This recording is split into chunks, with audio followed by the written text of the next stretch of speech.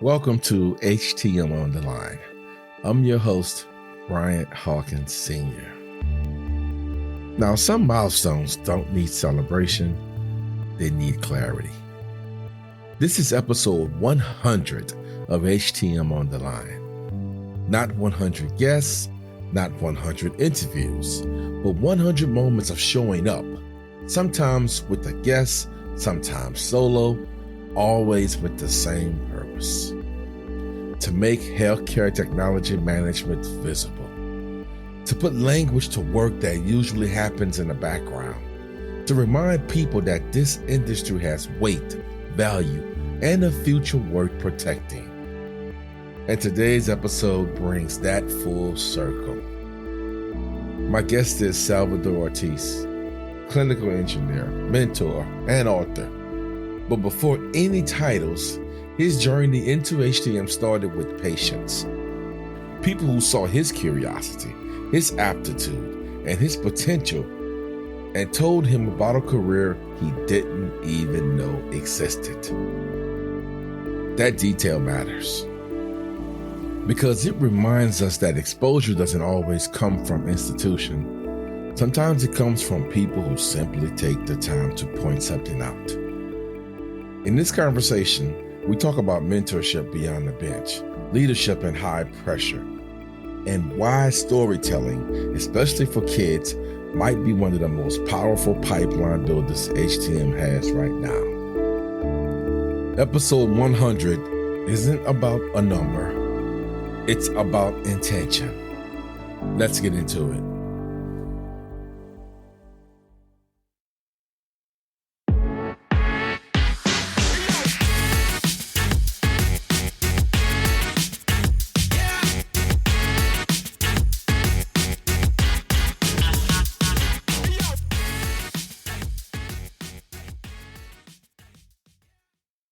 Well, another episode of HTM on the Line. I have a very special guest today, Mr. Salvador Ortiz. How you doing today, Sal? I'm doing well. How about yourself? Ah, man, doing just great, just great. Now, Sal, take us back to the very beginning. How did you discover HTM? Sure. Well, I got into the HTM world in high school. I was working at a senior home. It was a pretty large senior home for my town. It was in Sacramento, kind of bordering Elk Grove. And the seniors that lived there, they knew that I was really into math, that I was really good at science, and they knew that I was looking at colleges and looking for a new career. And they all had medical devices. They all constantly went to the hospital. And so they were the ones who told me about these individuals in the hospital that fix medical equipment. And yeah, that kind of sparked it all for me. So once I went to DeVry and got my 4-year degree, that's how I got into the HTM world. Wow. So let me see, because I'm always hearing these, everybody have a different way they got into this industry. The people that was transporting the patients to the hospital told you about this, or someone actually fixing? The patients.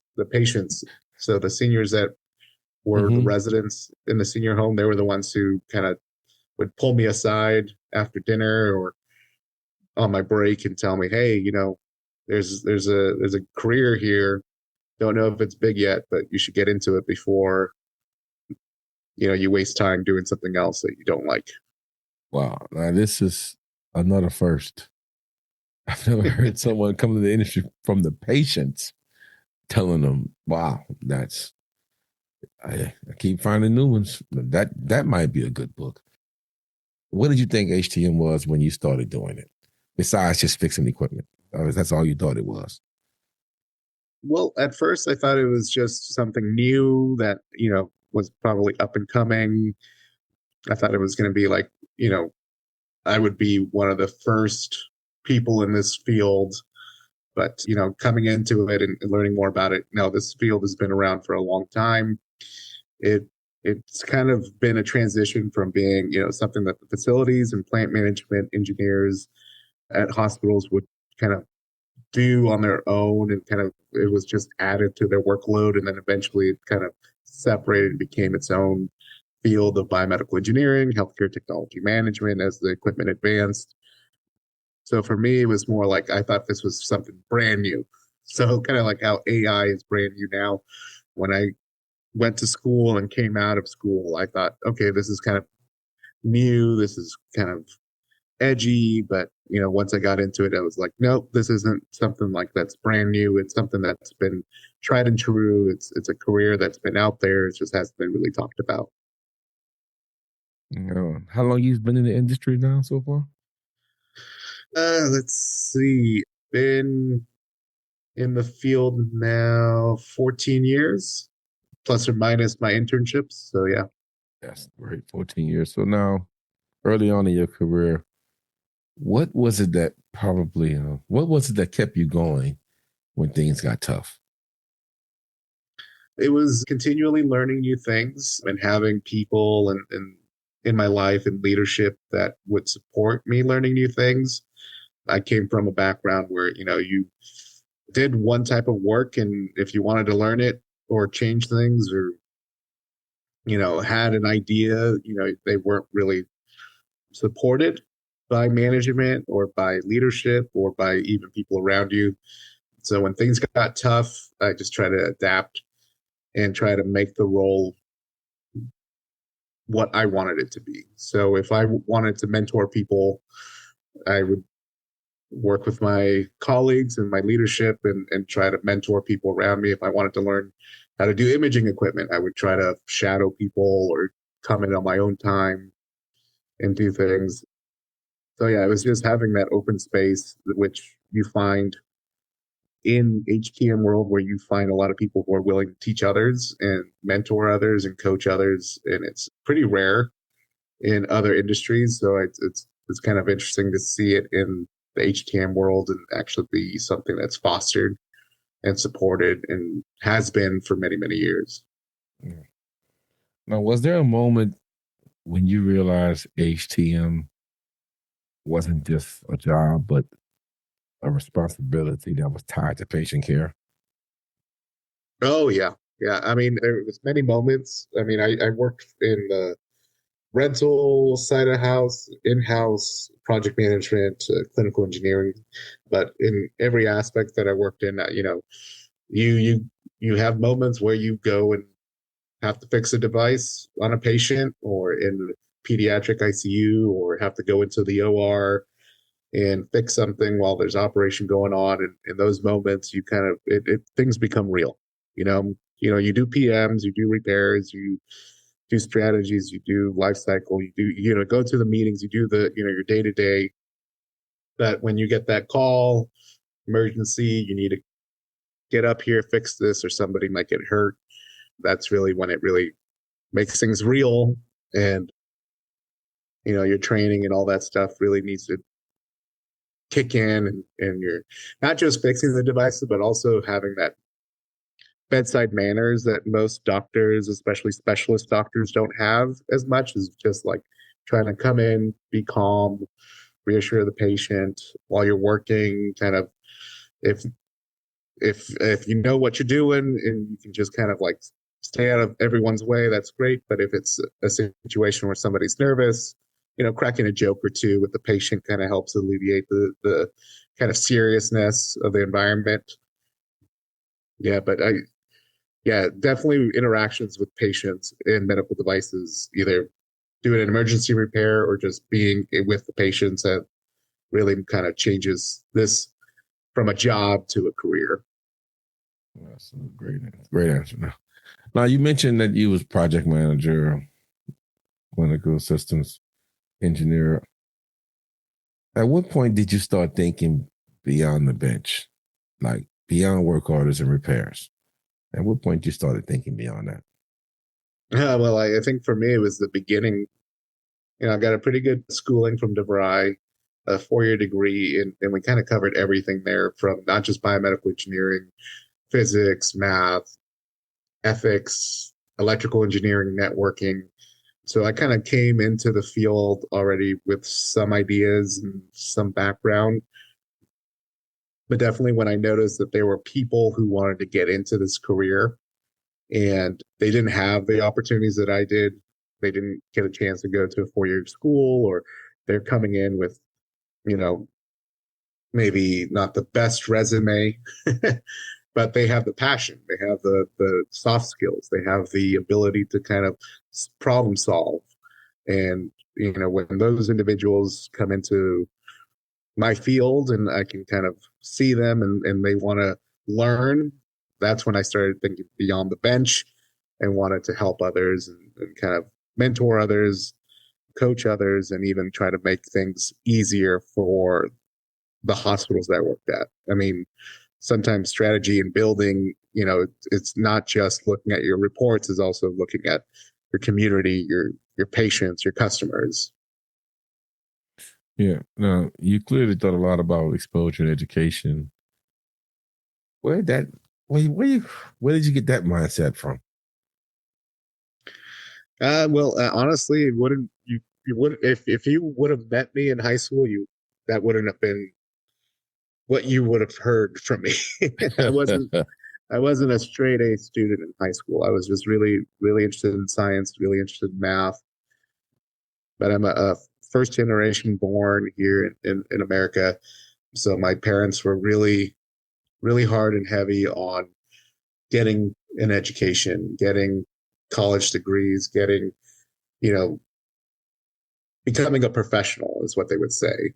And in the kids book, there is a spread in there that shows my parents and my brother and kind of them kind of supporting me as I learn tinkering with things, tinkering with toys and stuff like that. But yeah, they really fostered that whole concept of education and helping others and just kind of expanding your knowledge and sharing your knowledge. Oh, great, man. Now, I asked this question a lot, and you kind of touched on it in the beginning of how you didn't know anything about this industry. So, in your opinion, why do you think so many people in healthcare still don't understand what HTM really does? You know, I've thought about this a lot in my career, and honestly, I think there's two folds to that. I think one that I'm trying to kind of break out of the mold from my personal point of view is sometimes we're a little too shy to tell people what we do. I've even found myself at parties or at, you know, gatherings that aren't hospital related. And when people come up to me and ask me what I do or what kind of career I do, you know, there's some shyness of like, I don't want to explain this, you know, nobody really gets it. Nobody really knows, you know, when I say biomedical engineer, clinical engineer, HTM, these acronyms don't really mean much to them. And so then having to explain it could be kind of hard or just kind of like, I've done this 100 times, you know, I don't really want to do it again situation. The other half is just we are HTM is the silent hero of the hospitals. We're not celebrated as much as the nurses or the doctors, but you know, we are a big factor in keeping the hospitals running, from the in-house biomed to the field service engineer, from the vendors to the rental companies. You know, they're they're working in the background to make sure that all the medical devices in the hospital are running so that, you know, people don't have to call us. If everything's running great, we kind of disappear in the background and we only come up into thought when something goes wrong. And so unfortunately that is one of the reasons why when we do our job well, nobody really knows we're there. Yeah, that's unfortunately true. But when something goes wrong, oh, they know Biomed's name well. If you don't Oh yeah. think that. Now, you mentioned the book here. So let's talk about that for a second. You first time author? Yes, first time author for sure. What's the name of this book here? Yeah, so the book is called Chavita, the Curious Clinical Engineer. Okay. Definitely the first thing I've ever written and had illustrated ever. So definitely What's your a new target avenue age for for me. this? What's your target age? For me, I put it on there for just early to teens. It's kind of an Mm-hmm. easy read. My kids love it. My kids are 6 and 4, and they've they read it on their own. They read it at school, and Okay. they love it. Great, great. And I'll make sure to put the book link in the podcast episode there. Now, obviously, somewhere along your journey, writing a book became part of your mission, your story. What shifted in you to make you want to write a book, a kid's book? It was definitely after I had my second kid, my son Sage. This was back in 2021. I had transitioned out of the bench biomedical engineering, repairing devices, to now being more on the clinical engineering, clinical system engineering, project management side of house, which goes into more strategy and planning, more big picture, multiple sites. And I just didn't know how I could explain what I did and what I was doing to my kids and tell them about my journey and my career. And so it started off as something just for them. And so I wrote a few iterations of what is the book now. I can tell you that the first iteration was just a job description with some pictures, which they weren't very interested in. I tried writing a rhyming book, but I'm not a good rhymer. And this final product, it's been in the works for a couple of years now. I put it up on the shelf for a little bit, brought it back down. Yeah, it's the reason why I wrote it was for my kids, but after seeing them love it so much, I just wanted to share it and try to encourage others. And it's definitely helpful when I go speak at schools or go to my kids' career day to bring this book and kind of explain to them what HTM is in a little bit more palatable manner. No, man, great. Congratulations on your kids, man. I know writing any type of book takes on a serious commitment. It's nothing easy or simple about it. Now, how does this book reflect your HTM journey, even though it's written for a younger audience? Yeah, I mean, it kind of starts off with a little bit of my upbringing. Definitely there's a lot of references to Sacramento where I grew up. It mentions my family, my mom, my dad, my brother, and then it goes into my time at DeVry University where I kind of explored HTM and biomedical engineering and how I had some professors speak into my life. And then gradually it goes into, the career of clinical engineering and what we do. And, it doesn't go into depth. Like I mentioned before, it's not a job description, but it kind of goes into helping hospitals, helping the community, being the unsung heroes in the background. Yes, that's great. Now, do you see the book as a legacy work, pipeline building, or both? Right now, it's feeling more like legacy work, something that I can leave behind for my kids and something to kind of contribute to the HTM community that has been so welcoming to me. But it's starting to turn into more of a pipeline source. I'm already thinking about sequels to the book. I'm hoping to have something in the works sooner than later, but going and talking to people about this career and talking to local teachers, talking to local schools has been a very rewarding chapter to this career. Hey, man, I'm right there with you, man. I do it too. I believe that's the only way we're going to get it out there. We got to get with those schools. The younger, the better, honestly. And I personally believe it's a pipeline builder also, just for the fact that you sharing it with young people and you exposing them to it. And I think you won't know the effect of this book probably for another 5 years. As it continues to grow, people keep sharing it. I mean, literally. And if you're thinking about doing a sequel, that's an excellent idea because you can elaborate on it and touch a whole another genre. I mean, you can't go wrong. I tell people all the time, when you're trying to bring exposure to this industry, you can't go wrong because we need a lot of it. There's not much of it out there. So I applaud you for that. Now, let's reflect for a second. What do you think the HTM industry does well when it comes to developing people? Well, I can speak on my behalf is that the HTM community has a lot of avenues to build people up. I mean, from just the local organizations. I'm personally in part of the CMIA, the AMI. There's so many other organizations out there, not just locally. You can join other states' organizations and attend their virtual meetings or go to their conferences and gain so much education and network with so many people. And I think that HTM does that very well, where I have been in other fields where you go to a conference and none of the classes, none of the speakers really they're just there for fluff. They're just there to be an excuse to network.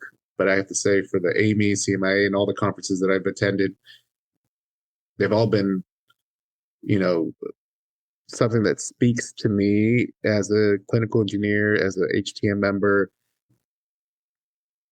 And I've made many friends at these conferences and remain friends with them. And, you know, we help each other out when it comes to like knowledge sharing or resume helping.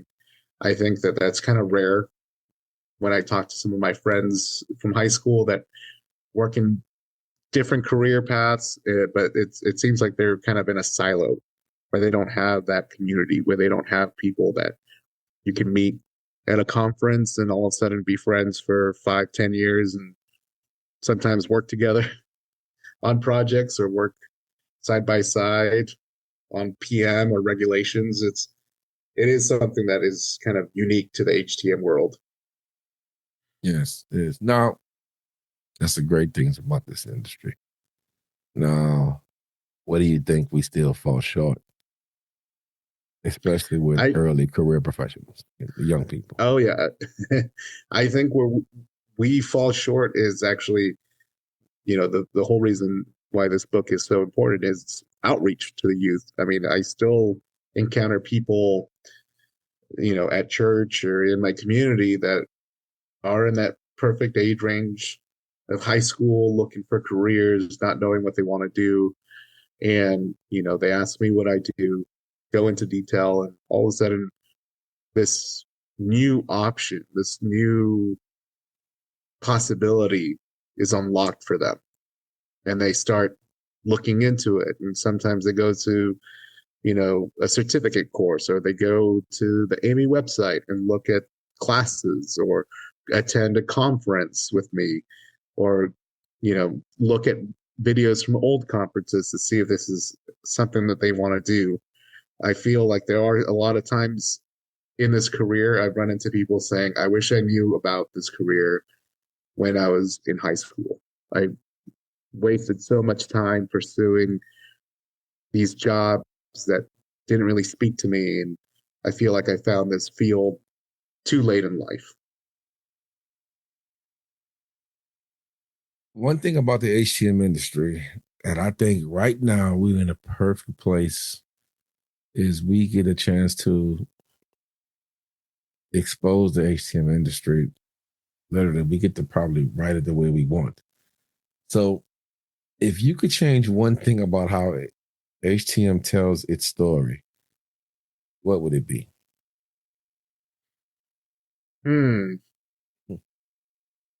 Rewrite. I would say I would rewrite how difficult it is to get into this career. I think there was a time where kind of not just ourselves, but some employers set the bar a little too high. I think having a master's degree to become a biomedical engineer or clinical systems engineer might be a little overkill, and it might exclude too many people.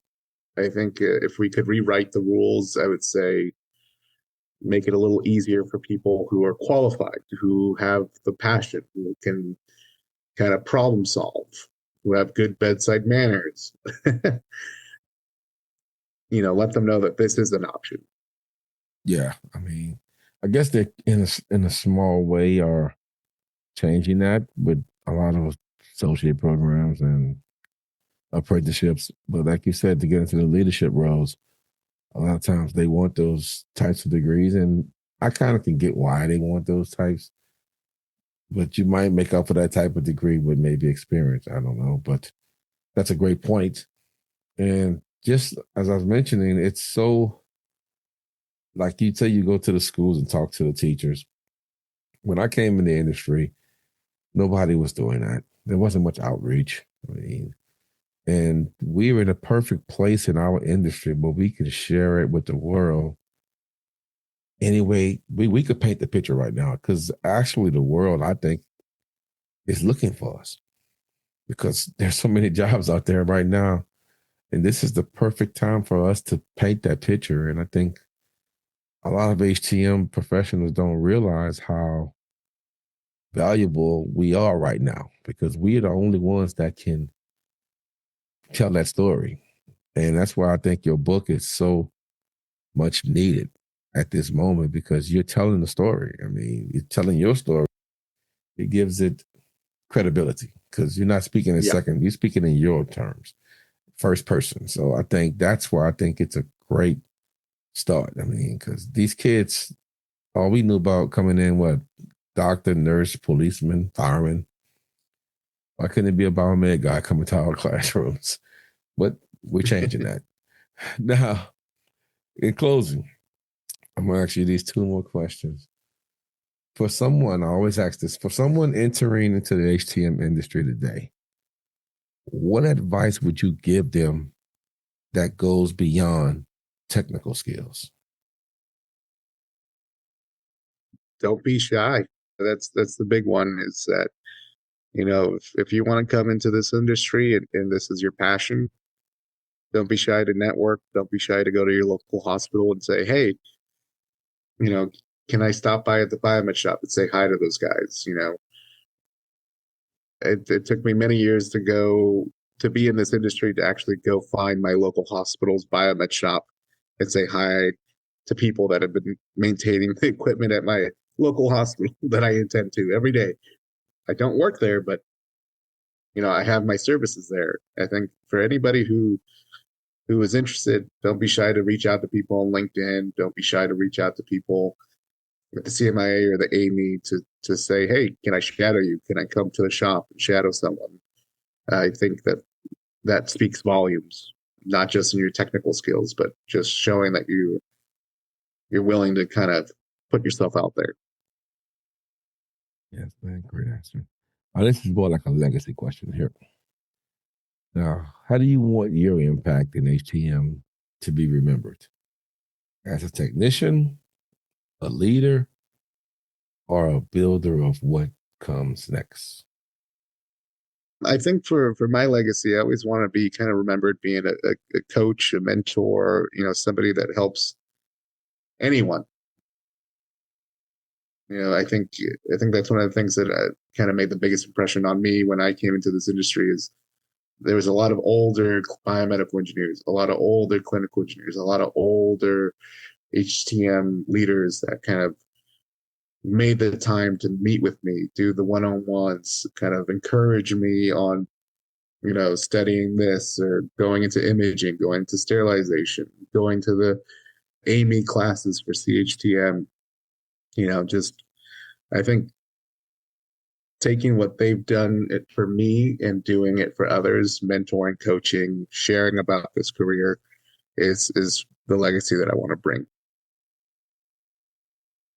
That's great, man. Now, let me be clear too. Also, a technician is not a bad way to leave an impact on the future. I don't want them to think I'm minimizing the technician because I know some great technicians, and some people just want to be technicians, and that's not a bad thing.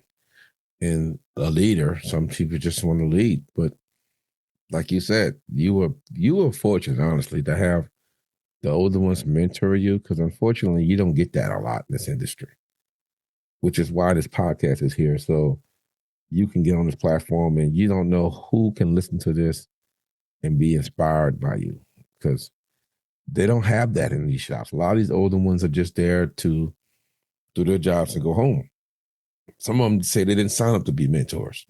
Unfortunately, we can't do nothing with that, but as long as you do your part, you paying it forward because someone paid it forward to you. So I thank you for coming on the podcast. I wish you the best with your book. And if any way I can be of assistance to you, please don't hesitate to reach out. You're always welcome to come back when you write that second book. You can come back and promote it, or we can do another episode where we can just talk strictly about the current book. So I appreciate your time with me. Yeah, no, I appreciate it. Thank you so much. And then the book is called Chavita, the Curious Clinical Engineer. It's on Amazon, on Kindle, and paperback. Here's what this conversation reminds me of. Impact in HTM doesn't come from noise. It comes from consistency, from showing up when it matters, from mentoring without being asked, from telling the story even when the work usually stays invisible. That's what Sal represents. And that's what these first 100 episodes represent to me. Some were conversations, some were reflections, all of them pointed forward. Sal, thank you for your leadership, your honesty, and for building what comes next, especially for the kids who haven't discovered this industry yet. This was episode 100 of HTM on the Line, and the work continues. Y'all be safe out there.